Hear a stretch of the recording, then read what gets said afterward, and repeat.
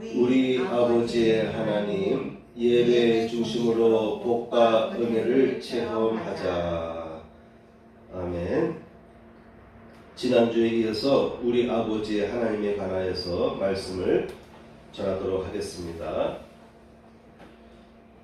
첫째, 아브라함의 가족사에 대해서 지난주에 우리가 살펴보았습니다. 둘째, 야곱은 아버지 이삭의 하나님.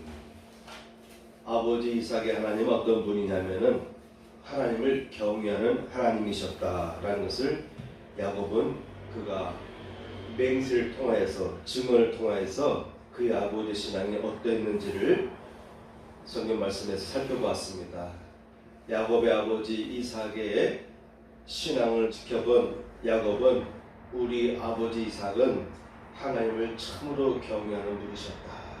그래서 우리 아버지 이삭이 경외하는 하나님이라는 표현을 사용했습니다. 오늘은 좀 더 내용을 살펴보고 세 번째, 야곱이 경험했던 하나님에 관해서 자세히 살펴보도록 하겠습니다.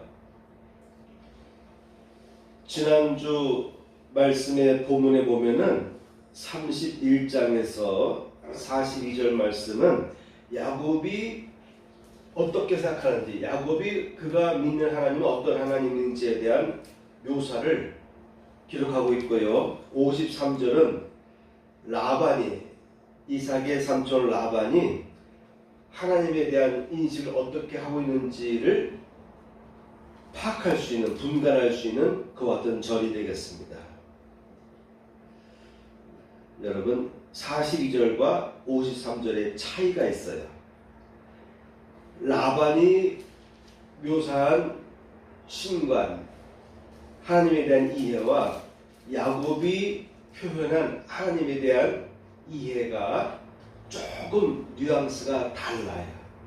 그런데 그 조금 뉘앙스가 다르지만 조금 어떻게 보면 같은 내용인데 단어 몇 개의 차이거든요. 그런데 야곱과 라반의 신앙을 보게 되면은 아주 전혀 다른 영적인 체험, 결과를 얻는 것을 보게 됩니다.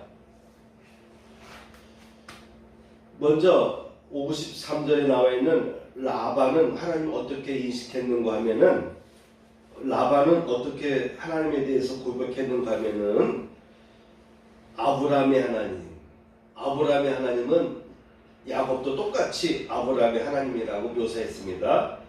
그리고 나홀의 하나님이라고 이어서 설명합니다. 그러니까 아브라함의 하나님, 그 다음에 나홀의 하나님. 아브라함과 나홀은 세 쌍둥이 중에 아브라함이 첫째고 나홀이 둘째입니다. 그런데 이 라반은 조부 중에, 할아버지 중에 자기의 할아버지 이름을 두 번째로 묘사합니다. 자, 여러분, 나의 할아버지의 형을 뭐라고 말해야 되죠? 어떻게 말하면 돼요? 큰 할아버지.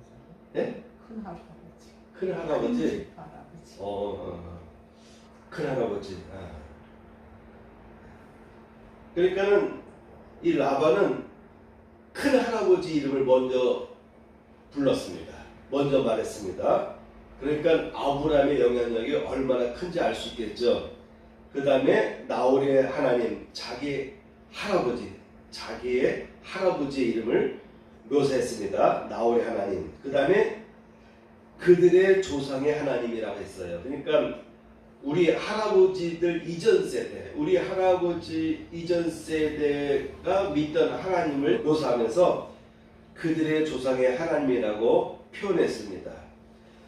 반면에 야곱은 이렇게 표현합니다. 우리 아버지의 하나님. 좀 다르죠? 야곱은 자기 아버지 이삭의 하나님을 먼저 표현했어요. 라반은 자기 아버지 부두엘에 대한 이름이 빠져 있어요. 우리 아버지 하나님 또는 부두엘의 하나님이라고 표현하면 될 텐데 이삭은 자기 아버지의 하나님을 표현했는데 부두에는 자기 아버지의 하나님을 생략했어요. 대신 할아버지, 큰할아버지, 조상들의 하나님이라고 표현했습니다. 이삭은 우리 아버지 하나님을 먼저 떠올랐고 그 다음에 아브라함의 하나님, 할아버지인데 친할아버지죠. 이삭에게 있어서는 친할아버지고 부두엘에게 있어서는 큰할아버지가 되겠습니다. 그 다음에 이어서 또 강조합니다. 곧 이삭의 경외하는 이가. 그래서 우리 아버지 하나님 다음에 다시 반복해서 이삭의 경외하는 이가라고 표현했어요. 그래서 이삭이 묘사하는 하나님은 자기 아버지가 섬기던 하나님, 자기 아버지가 믿던 하나님에 대한 이미지가 인상이 너무 강해서 아버지의 하나님을 강조합니다. 반면에 라반은 할아버지, 큰할아버지 또는 그 이전의 조상들의 하나님을 묘사했어요. 이와 같이 해석하는 분은 아마도 없을 것 같아요. 그런데 이 하나님에 대한 묘사가 미묘하게 조금 다른 거지만 겉으로 보면 같은 것이잖아요. 그렇지만 이 단어 조금 다른 것이 그의 신앙을 좌우합니다. 그래서 성경을 보게 되면은 라반은 하나님께 복을 받긴 받는데 자기 스스로의 덕에 의해서 받는 것이 아니라 자기 조카 야곱을 속이고 속여서 10번씩이나 약속을 번복하면서 자기의 조카 야곱의 물질을 강제로 약탈, 강제로 강탈, 그런 방법을 통해서 그의 부를 늘려간 내용밖에 안 나와 있어요. 성경에는 야곱에게 10번씩이나 약속을 어겨가면서 야곱에게 약속을 실현하지 않았던, 약속을 지키지 않았던 그러한 어떻게 보면 좀 못된 외삼촌으로 묘사되어 있습니다. 그러나 성경은 야곱의 계보를 타고 이어져 가고 있잖아요. 그만큼 조금 있으면 제가 이제 같이 야곱이 어떠한 복을 받는지에 대한 내용을 살펴볼 것인데 요 미묘한 차이지만 그들의 인생은 판이하게 다르게 결론 났다. 바로 이삭은 그의 아버지의 하나님에 대한 인상이 너무나 강했어요. 자, 여러분 생각해 보세요. 할아버지에 대한 이미지가 여러분들에게 있습니까? 나의 할머니, 할아버지가 어떤 삶을 살았는지에 대해서 자세히 이해할 수 없을 거예요. 그러니까 들은 이야기, 아버지 때부터 들은 이야기, 우리 할아버지는 이러이러한 분이셨어 라는 그 정도의 지식을 갖고 있을 거예요. 근데 이삭은 직접 그의 아버지를 보면서 느끼고 경험한 내용이 그의 마음속에 가득하거든요. 뇌 속에 각인되어 있어요. 그래서 자기 아버지의 모습 속에서 정확하게 보고 느낀 것이 이삭에게 뇌에 각인되어 있기 때문에 이삭은 아버지의 신앙의 길을 따라갈 수밖에 없어요. 근데 라반은 자기 아버지를 통해서 뭔가의 하나님과의 극적인 은혜, 체험에 대한 것을 본 적이 없어요. 그저 들은 이야기, 예전에 조상들이 우리 할아버지가 이랬대, 이 정도의 신앙적인 이야기들을 아마도 부모님 통해서 들었을 거예요. 이것이 엄청난 차이를 낳게 하는 거예요. 직접 살면서 우리 아버지가 어떤 신앙생활을 하면서 이러이러한 생활을 했더니 이러이러한 축복의 역사가 임하노라, 이것을 아들로서 직접 따라다니면서 보고 들은 야곱과 라반처럼 우리 할아버지가 이러이러하셨대, 우리 조상들이 이러이러하셨대, 이 정도의 좀 막연한 신앙교육과의 차이가 나중에 그들의 삶에 있어서 엄청난 결과를 나누게 된다. 자, 그래서 여러분, 지난주일 어버이 주일과 오늘 이어서 말씀을 전하는 것입니다. 그래서 현재의 내가 중요하다. 내가 자녀들 앞에 어떠한 신앙의 모습을 비칠 것인가. 야곱처럼 우리 아버지께서 경외하시는 하나님이라고 하는 고백을 내 아들과 딸이 표현할 수 있을 것인지, 아니면 라반처럼 우리 할아버지는 이렇게 신앙생활 하셨대. 근데 자기 어머니에 대한 이야기가 빠져있고 자기 아버지에 대한 이야기가 빠져있어요. 칭찬할 게 없거든. 보고 들은 게 없거든. 그러니까 그의 신앙생활 어떻겠습니까? 그의 신앙생활도 밋밋할 수밖에 없어요. 그래서 아버지, 어머니의 신앙이 대단히 중요하다. 이러한 인식 속에서 세 번째 항목을 보도록 하겠습니다. 세 번째, 야곱, 아버지의 하나님, 이삭의 하나님, 우리 아버지 하나님, 이삭이 경외하는 하나님에 대해서 살펴보겠습니다. 야곱이 알고 있던 그의 아버지와 그의 할아버지 조부인 아브라함의 신앙은 어떠했는가를 살펴보겠습니다. 첫째, 아브라함입니다. 첫째, 제단을 쌓고 경배하는 데 있어서 남달랐습니다. 창세기 12장 7절 말씀에 보면은 여호와께서 아브라함에게 나타나 이르시되 내가 이 땅을 네 자손에게 주리라 하신지라 자기에게 나타나신 여호와께 그가 그곳에서 제단을 쌓고. 이 말은 뭐냐면 하나님께서 떠나라 했어요. 그래서 이 아브라함이 가나안에 도착했어요. 그래서 그가 제일 먼저 행한 것은 도착한 곳에서 제단을 쌓았습니다. 제단을 쌓다. 지금 우리가 어디나 하나님이 계시기 때문에 어디서든지 방이든 방구석이든 식사하는 장소든 교회에서든 여행을 하다가도 하나님을 향해서 찬양할 수도 있고 경배할 수가 있어요. 그런데 고대 시대는 제단을 쌓은 다음에 거기서 정성껏 제사를 드렸습니다. 그렇죠? 우리나라는 전 세계 고인들의 40%가 있다라고 하지 않습니까? 고인들을 보면은 평범한 고인들, 조그만한 바위들로 고인들을 만든 데도 있어요. 그렇지만 좀 부족장이라든가 좀 높은 지에 있는 사람들, 옛날 고대 시대의 국가의 왕이라든가 그런 사람들은 큰 바위들, 몇 톤짜리가 아니라 뭐 10톤 이상 가는 것도 10톤, 20톤 그 이상 가는 것, 30톤 그런 무게되는 바위 밑에다가 안치됐거든요. 그런 무덤의 역할도 있지만 하늘의 하느님에게, 하늘에 있는 신에게, 하늘에 있는 하나님에게 제사를 드리는 용도로도 쓰여졌다라는 내용도 나오고 있습니다. 그러니까 제단을 쌓는다는 것은 아무렇게나 쌓는 것이 아니라 돌을 모으는데 특별히 제단 쌓기에 용이한 돌들만 모아서 쌓는 거 아니겠습니까? 그만큼 수고가 들어갑니다. 아브라함이 제일 먼저 한 것은 가나안 땅에 도착해서 제일 먼저 그곳에다가 제단을 쌓다라고 되어 있습니다. 제단을 쌓다는 말은 뭡니까? 거기서 제사를 드렸다.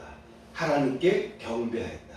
하나님께 감사로 제사를 드렸다라고 이해하시면 되겠습니다. 거기서 베델 동쪽 산으로 옮겨 장막을 치니 7절 말씀에 이미 제단을 쌓고라고 했는데 8절에 보면 거기서 베델 동쪽 산으로 옮겨, 그러니까 베델에 도착해서 제단을 쌓다는 말은 거기서 제사를 드렸다는 말이에요. 그런데 이 베델의 동쪽으로 옮겨서 동쪽 산으로 옮겨서 장막을 치니 서쪽은 베델이요 동쪽은 아이라 그가 그곳에서 여호와께 제단을 쌓고 또 제단을 쌓았어요. 그리고 여호와 이름을 부르더라. 베델이라는 곳에 도착하자마자 그가 제단을 쌓습니다. 그리고 산 쪽으로 베델 동쪽 산으로 옮겨가서 거기서 장막을 치고 거기서 아브라함이 생활하게 됩니다. 그곳에서 아브라함은 또 제단을 쌓고 거기서 여호와 이름을 부르더라. 창세기 13장 보면은 그가 네게부에서부터 길을 떠나 베델에 이르러 베델과 아이 사이 곧 전에 장막 쳤던 곳에 이르니 그가 처음으로 제단을 쌓은 곳이라. 그가 거기서 여호와 이름을 불렀더라 라고 또 한번 강조하고 있습니다. 그러니까는 아브라함은 자기가 예전에 제단을 쌓았던 곳, 그곳으로 다시 돌아온 거예요. 그 땅에 기근이 임해서 이집트로 갔다가 극적으로 돌아옵니다. 돌아와서 다시 그가 처음에 도착했던 베델, 그곳에서 제단을 쌓았던 곳에서 다시 거기서 하나님께 제사를 드리면서 여호와 이름을 불렀다는 거예요. 그러니까 아브라함의 이미지는 그는 항상 어디든지 가면 제일 먼저 제단부터 쌓았다. 예배 중심의 삶을 살았다. 라는 것을 우리가 알 필요가 있겠습니다.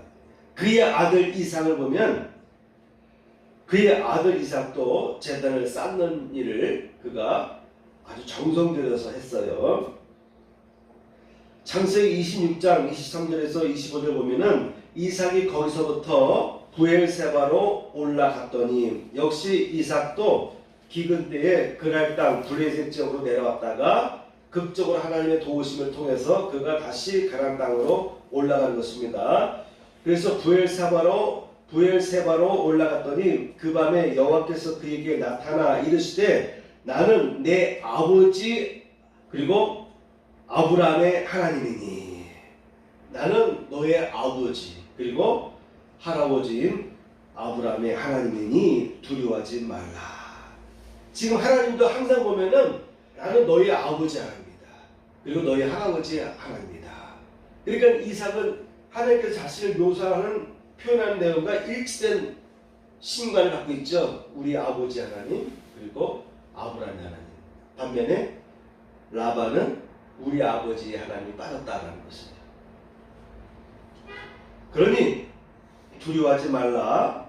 내 종 아브라함을 위하여 내가 너와 함께 있어 내게 복을 주어 내 자손이 번성하게 하리라 하신지라. 이삭이 그곳에 제단을 쌓고 여호와 이름을 부르며 거기 장막을 쳤더니 이삭의 종들이 거기서도 운물을 받더라. 이삭도 하나님을 만났습니다. 하나님을 만난 후에 바로 그곳에다가 제단을 쌓고 여호와 이름을 부르며, 여러분 신앙생활 때 하나님의 이름을 자꾸 부르는 것이 중요합니다. 예수의 이름을 자꾸 부르는 게 중요합니다. 그런 다음에 거기에 장막을 쳤습니다. 먼저 제단부터 쌓은 다음에 둘러보고서 우리가 기거할 것이 어디 있는가를 찾아본 다음에 거기에 자기의 장막을 치는 거예요. 미국의 청교도들이 제일 먼저 한 것이 뭐냐면 교회당부터 예배당부터 찍고 그 다음에 주변에 자기들의 집을 지어나갔습니다. 한국에 도착했을 때도 제일 먼저 예배당을 찍고 그 다음에 주변에 자기들이 기거할 주택을 지어나갔다. 하나님 중심의 신앙생활이에요. 하나님 중심의 신앙생활이 이렇게 중요하다고 하는 것이죠. 자꾸 교회 가고 싶은 마음이 생겨야 돼요. 네? 자꾸 교회 가고 싶은 마음이 생겨야 돼요. 그래도 박기사님 요새 자꾸 교회 일주일에 한 2번 이상 오는 것 같아요. 그죠? 2번 정도는. 네? 교회 주방에 있는 냉장고에다가 반찬거리도 갖다 주러 오기도 하고, 또 수요일 몇 시간에 집에서 운동 삼아 걸어오고 그런 습관이 계속 이어가시길 축복합니다. 아멘. 네? 그런 신앙이 계속 이어가길 축복합니다. 바로 이와 같이 제단을 쌓는 마음이 있어야 돼요. 제단을 쌓는 마음이 있으면은 여러분 어떤 일이 벌어지느냐, 나머지 이제 내용들은 다음 단계에서 살펴보도록 하겠습니다. 야곱을 볼까요? 야곱 창세기 35장 6절 보면은 웬만한 내용은 제가 주부에 간단하게 다 기록해놨습니다. 야곱과 그와 함께한 모든 사람이 가나안 땅 루스 곧 베델에 이르고 그가 거기서 제단을 쌓고, 똑같은 거예요. 베델. 그의 할아버지 아브람도 도착하자마자, 베델에 도착하자마자 제단을 쌓습니다. 야곱도 똑같이 제단을 쌓고 그곳을 엘 베델이라 불렀으니 이는 그의 형의 낯을 피할 때에 하나님이 거기서 그에게 나타나셨으리더라. 창세기 33장 보면은 그가 장막을 친 밭을 세겜의 아버지 하몰의 아들들의 손에서 백크시타에 샀으며 거기에 제단을 쌓고 그 이름을 엘엘로 헤이스라엘이라 불렀더라. 이스라엘의 하나님을 의미하는 것입니다. 그러니까 야곱의 경우를 보면은 세겜의 아버지 하몰의 아들들에게 그가 돈을 주고서 값을 치르면서 그 땅을 샀습니다. 그리고 거기다가 제단을 쌓고 거기서 하나님 앞에 예배를 드렸습니다. 자, 이렇게 제단 중심의 삶을 살았더니 어떤 일들이 벌어지는가 대단히 중요합니다. 두 번째 항목은 복과 은혜를 체험하였다라고 하는 것입니다. 신앙을 근거한 하나님에 대한 인식이 강할 때 그들에게 어떤 일들이 펼쳐지냐면요, 하나님의 복과 은혜가 부어지게 되어 있어요. 그래서 복과 은혜를 체험하는 신앙생활을 하였다라고 하는 것입니다. 기독교는요, 체험의 종교입니다. 체험은 확신을 확고하게 해줘요. 반면에 체험이 없는 신앙은 언제든지 무너질 위험을 아는 채 신앙생활을 할 위험 요소가 다분히 있습니다. 그러므로 우리 크리스찬들은요, 야곱처럼, 이삭처럼, 아브라함처럼 체험적인 신앙생활을 할 필요가 있습니다. 이왕이면 체험을 하는 것이 그의 신앙에, 그리고 앞으로의 인생에 매우 결정적인 유익을 준다는 것을 여러분 이해하시기 바라고 받아들이시기 바랍니다. 그래서 여러분, 하나님의 다양한 은혜를 체험하는 성도가 되기를 축복합니다. 어떤 체험을 했는가 하면은, 첫째, 하나님과의 만남을 체험합니다. 하나님과의 직접적인 만남, 하나님과의 직접적인 대화를 통해서 또는 꿈과 환상을 통해서 하나님의 계시를 받고 하나님과 대화하는 그런 체험을 했어요. 아브라함 같은 경우를 보면은 그가 세겜 땅 모래 상수리 나무 근처에 거주할 때에 롯이 떠난 후에 여호와께서 아브라함에게 이르시되 너는 눈을 들어 너 있는 곳에서 북쪽과 남쪽 그리고 동쪽과 서쪽을 바라보라. 보이는 땅을 내가 너와 네 자손에게 주리니 영원히 이르리라 라는 비전을 주셨습니다. 또한 창세기 15장 보면은 이후에 여호와의 말씀이 환상 중에 그러니까 성경 말씀을 보게 되면은 환청인지 모르겠어요. 음성만 들릴 때도 있고 영상과 같이 음성이 들릴 때가 있어요. 그럴 때는 환상 중에라고 되어 있고, 또한 꿈에서 깊은 밤에 잠자다가 하나님의 계시를 받을 때도 있습니다. 또는 직접 현실적으로 하나님께서 현인에 오셔서 만나주시고 대화하는 경우도 아브라함은 체험했어요. 이후에 여호와의 말씀이 환상 중에 아브라함에게 임하여 이르시되 아브라함아 두려워 말라. 나는 내 방패요 너는 지극히 큰 상급이니라. 하나님이 말씀하시기를 나는 너의 방패다. 오늘날같이 어려운 시대에 어디든지 언제 어느 때에 위기가 닥칠지 모르는 것 같은 위험 요소가 많은 시대에 살아갑니다. 근데 우리에게 있어서는 바로 이 말씀을 붙잡을 필요가 있어요. 하나님은 나의 방패시다. 하나님은 나의 방패시다. 또한 너의 지극히 큰 상급이니라. 하나님을 통해서 모든 복을 받는 거예요. 이런 내용을 하나님께서 직접 친히 밝혀주신 내용이 되겠습니다. 그를 이끌고 밖으로 나가 이르시되 하늘을 우러러 무뼈를 셀 수 있나 보라. 네 자손이 이와 같으리라. 아브라함이 여호와를 믿으니 여호와께서 이를 그의 의로 여기시고 하늘의 별들처럼 바닷가의 모래알들처럼 오늘 본문에 나온 것처럼 티끌처럼 너의 자손들이 많아질 것이다 라고 하는 비전을, 번성의 비전을 약속해 주셨습니다. 해질 때 아브라함이 깊이 잠든 중에 캄캄함이 임함으로 심히 두려워하더니 여호와께서 아브라함에게 이르시되 너는 반드시 알라. 내 자손이 이방에서 객이 되어 그들을 섬기겠고 그들은 400년 동안 내 자손을 괴롭히리니. 이집트에 이스라엘 백성들이 가서 고생당할 것을 미리 하나님은 아브라함에게 알려주셨어요. 바로 그들의 자손들이 당할 그 고초들에 대한 내용들을 하나님께서 미리 알려주시는데 그런 내용 자체가 아주 위험스러운 내용이잖아요. 안 좋은 내용이잖아요. 그래서 그런지 하나님께서 임할 때도요 두려움 속에서, 캄캄함 속에서 꿈을 꾸는 아브라함도 두려움 가운데 하나님의 계시를 받는 내용이 나옵니다. 아브라함이 99세 때에 여호와께서 아브라함에게 나타나서 그에게 이르시되 나는 전능한 하나님이라. 너는 내 앞에서 행하여 완전하라. 나는 전능한 하나님이야. 아브라함아, 자꾸 의심하지 마라. 나는 전능한 하나님이기 때문에 너에게 자손을 줄 거야. 너에게 약속했던 그 약속을 실현할 보았던 전능한 하나님이다 라는 약속을 다시 한번 반복해 주셨습니다. 창세기 18장에 보게 되면 소돔과 고모라의 심판하러 가실 때 먼저 여호와께서 그의 천사들과 함께 아브라함에게 다가오셨어요.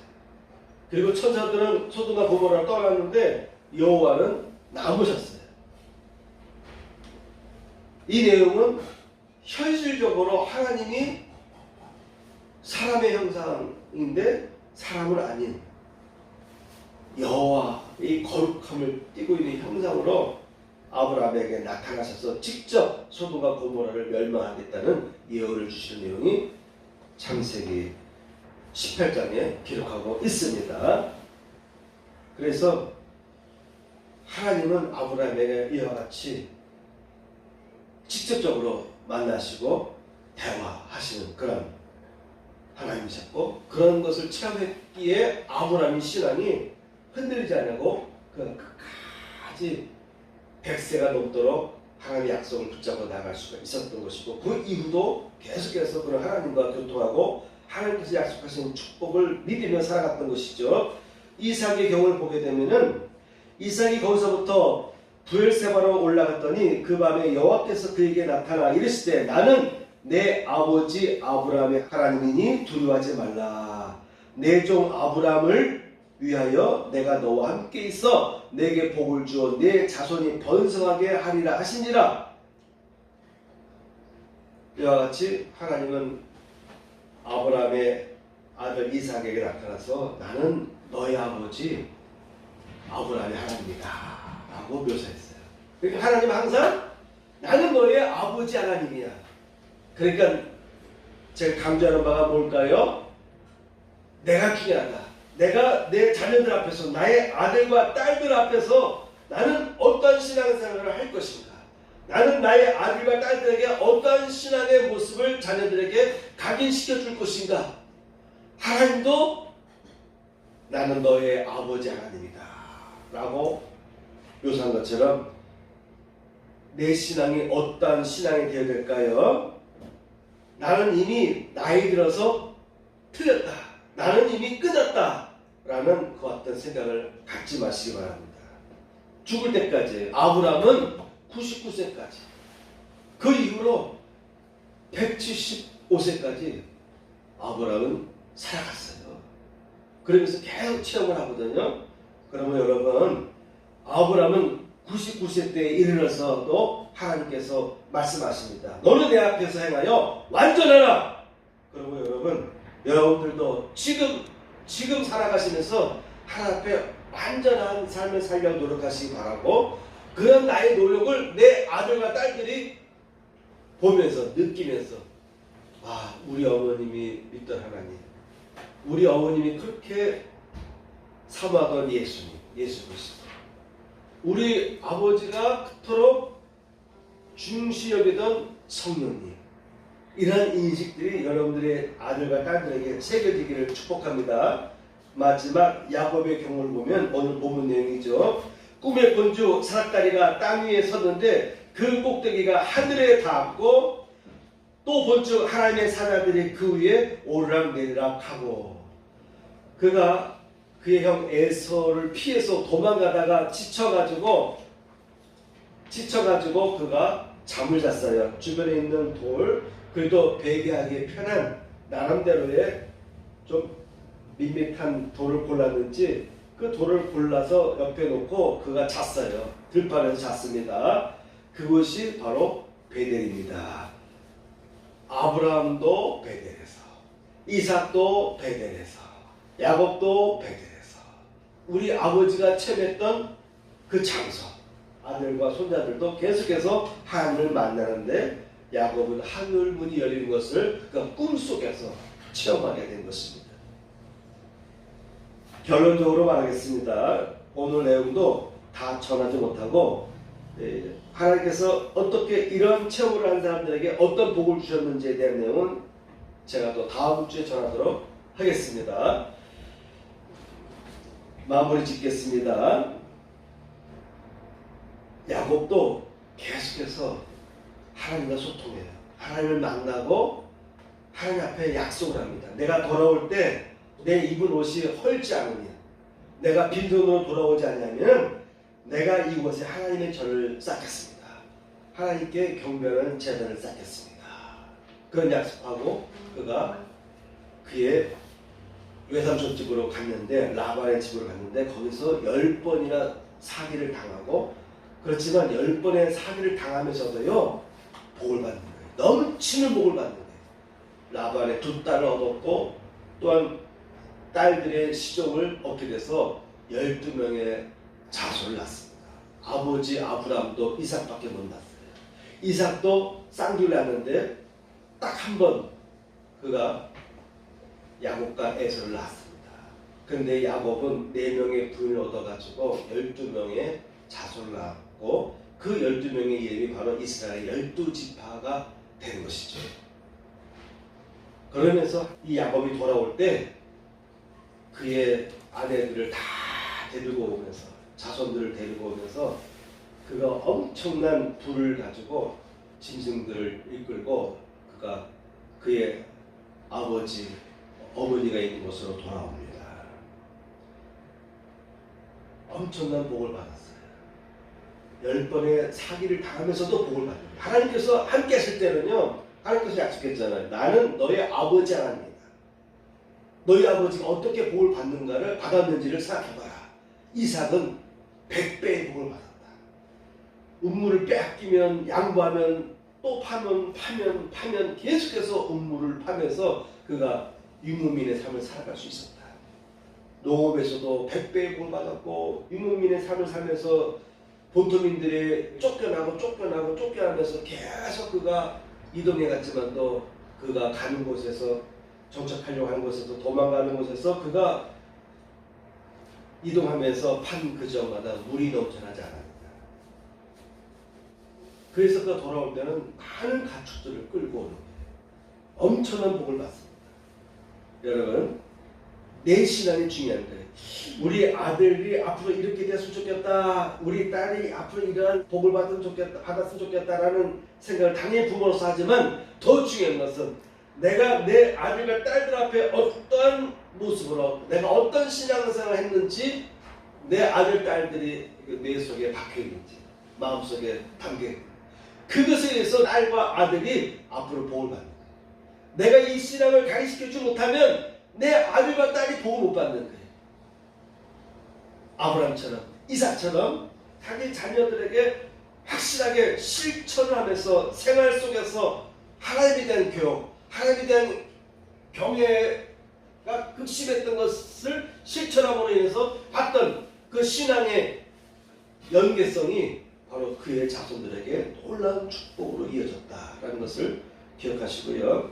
여러분, 여러분들도 내 자녀들이 장차 우리 어머니 하나님, 우리 어머님이 경외하시는 하나님, 우리 아버지가 그토록 하나님을 따르고 섬기며 믿으려고 경외하려고 예배드리려고 사모했던 그 하나님에 대한 인식이 여러분 자녀들에게 이어지고 여러분 또 그런 삶을 통해서 신앙을 자녀들에게 전수해 주시기를 축복합니다. 아멘. 가슴에 손을 얹고 봉기도를 드리겠습니다. 할렐루야. 하나님 아버지 감사합니다. 오늘 이 시간에도 하나님 앞에 아름다운 예물들이 복음되었습니다. 11조를 드린 가정 위에 그의 삶 위에 11조의 복이 부어지게 하여 주옵소서.